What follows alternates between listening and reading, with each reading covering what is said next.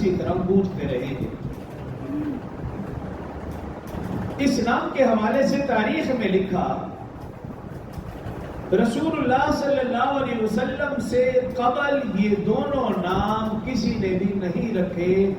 اور یہ نہ رکھنے کی وجہ صرف اور صرف یہی کہ اللہ رب العزت نے ان دونوں ناموں کی حفاظت فرمائی، اور یہ دونوں نام رسول اللہ صلی اللہ علیہ وسلم کے ہونے تھے۔ اس وجہ سے رسول اللہ صلی اللہ علیہ وسلم سے قبل کسی نے بھی یہ دونوں نام نہیں رکھے۔ تاریخ اس بات کی گواہ ہے۔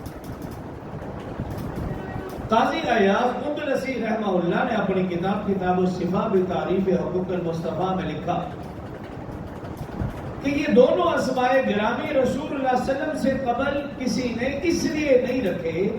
کہ اللہ رب العزت نے ان دونوں ناموں کی حفاظت فرمائی اور اپنے محبوب کے لیے مخصوص فرمائے، اور یہ اس لیے فرمایا کہ ختم نبوت کے صدقے کسی بھی ضعیف عقیدے والے کے ذہن میں یہ شک شبہ پیدا نہ ہو جائے کہ اس نام کا شخص تو اس سے پہلے بھی آ چکا۔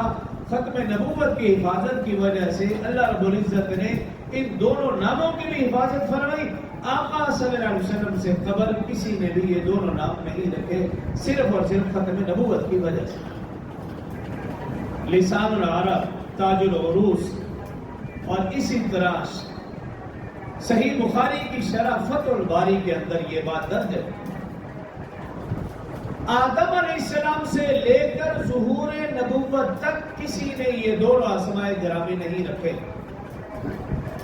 ہاں، جب رسول اللہ صلی اللہ علیہ وسلم کی ولادت کا وقت قریب آیا،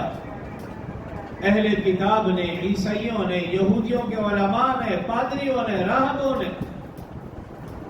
اپنے اپنی کتابوں کے مطالعے کیے، اور مطالعہ کرنے کے بعد آقا صلی اللہ علیہ وسلم کی آمد کی خوشخبریاں سنائیں، اور پھر بتایا کہ اب جس نبی آخر الزمان صلی اللہ علیہ وآلہ وسلم کا ظہور ہوگا اس کا نام اس میں گرامی محمد احمد ہوگا۔